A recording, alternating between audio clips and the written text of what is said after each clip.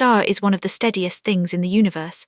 Our sun has shone with nearly constant brightness for 4.5 billion years, neither collapsing under its own enormous weight nor flying apart in its own heat. That steadiness is the whole business of stellar structure theory, the science that takes a ball of glowing plasma and predicts, from a handful of physical laws, how bright it will be, how large and how hot at its surface.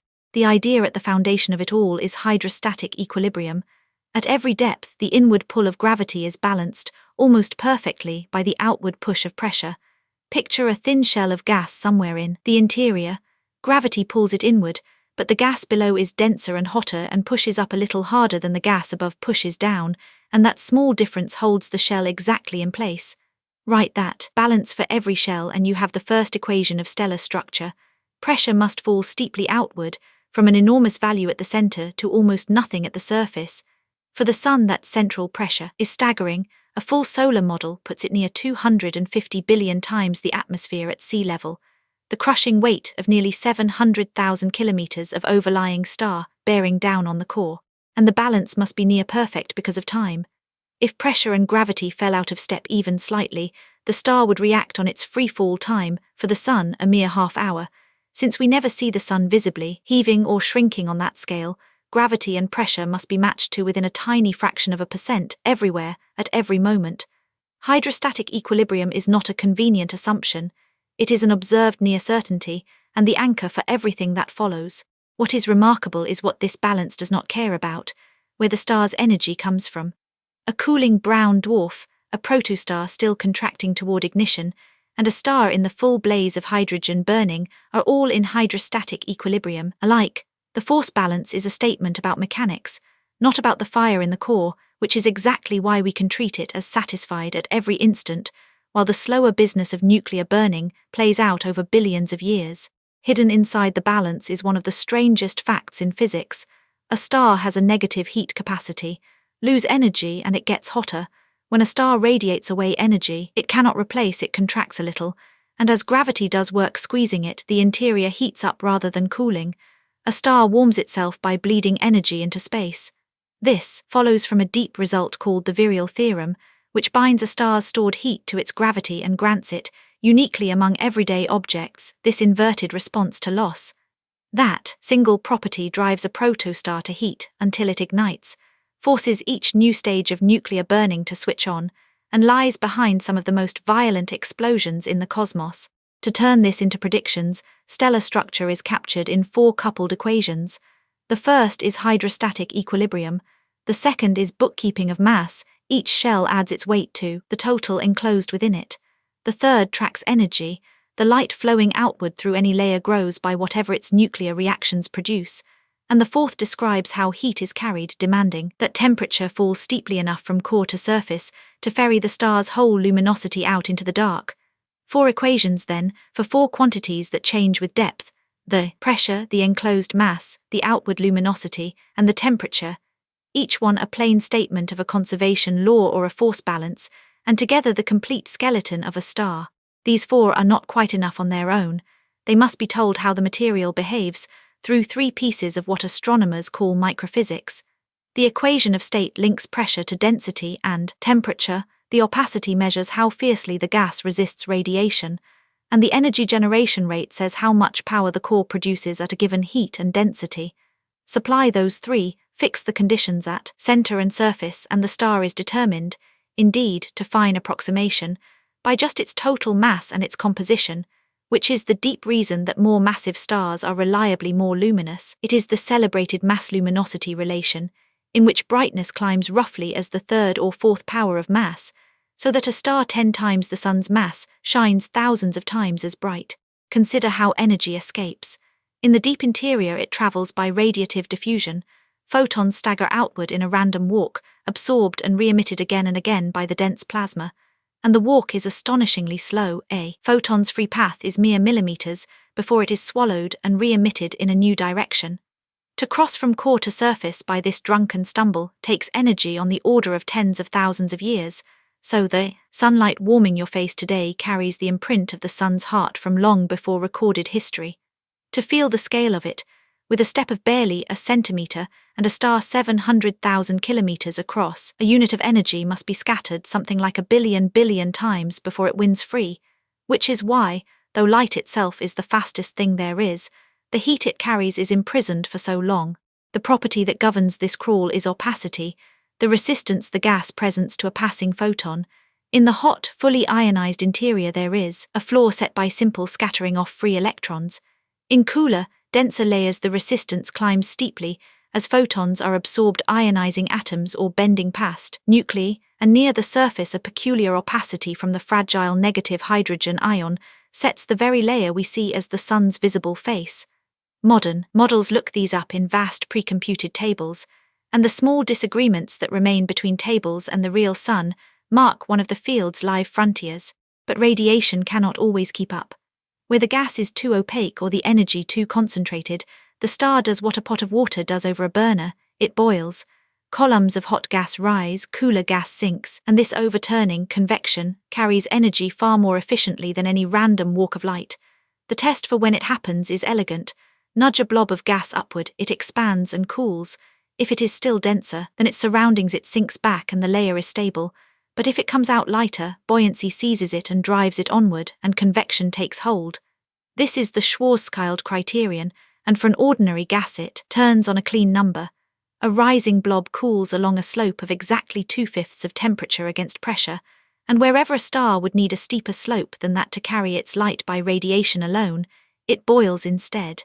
Modeling that turbulent flow inside a one-dimensional star is genuinely hard, and for 60 years the workhorse has been a rough idea called mixing length theory.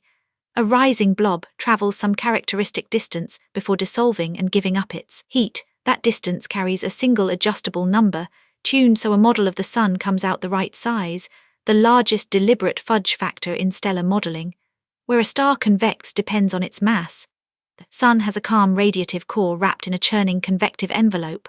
The smallest red dwarfs convect through and through, and massive stars flip the arrangement, boiling in the core, where the fierce heat sensitivity of their fusion concentrates the burning, and lying calm without. The sun's own convective envelope fills the outer 30% of its radius, while any star below about a third of the sun's mass is churned from surface to center. Now the pressure that holds it all up. Through most of a star the gas behaves as a nearly ideal gas of bare nuclei and free electrons, its pressure rising with density and temperature. And here is the engine of stellar evolution itself. When the core fuses 4 hydrogen nuclei into 1 helium nucleus, it replaces many fast, pressure-giving particles with fewer heavy ones. Pressure sags, the core must contract and heat to restore its support, and so the very act of burning forces the star to change, to brighten, to swell, and in time to leave the main sequence altogether. A second source of pressure matters enormously for the largest stars: light itself. Photons carry momentum, and an intense enough radiation field pushes on the gas around it. In the cool sun this is a trifle, but it grows as the 4th power of temperature, so in a hot, massive star it can overwhelm the pressure of the gas.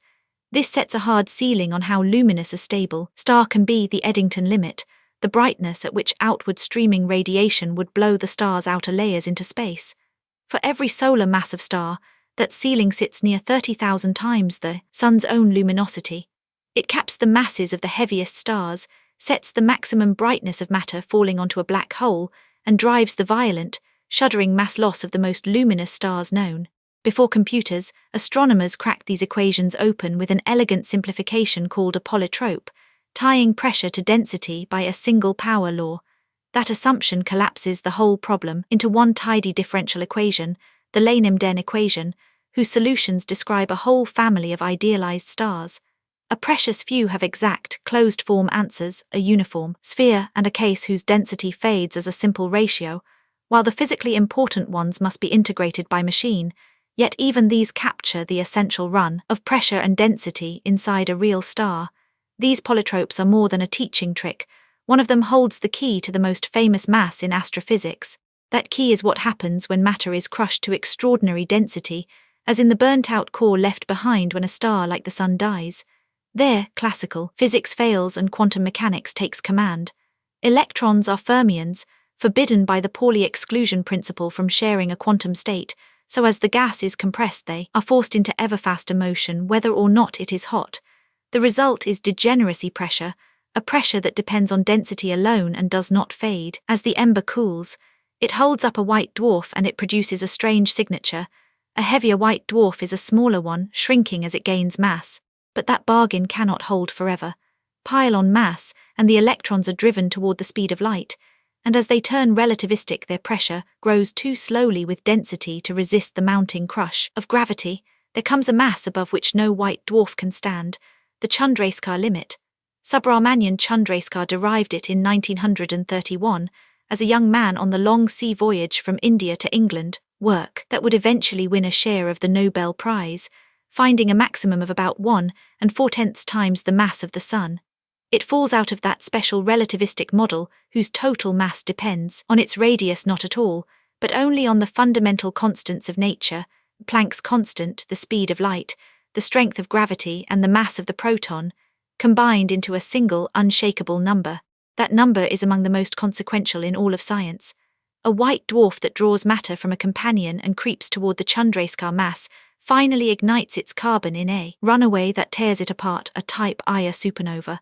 Because they all detonate at nearly the same mass, they reach nearly the same peak brightness, which turns them into standard candles for measuring cosmic distances.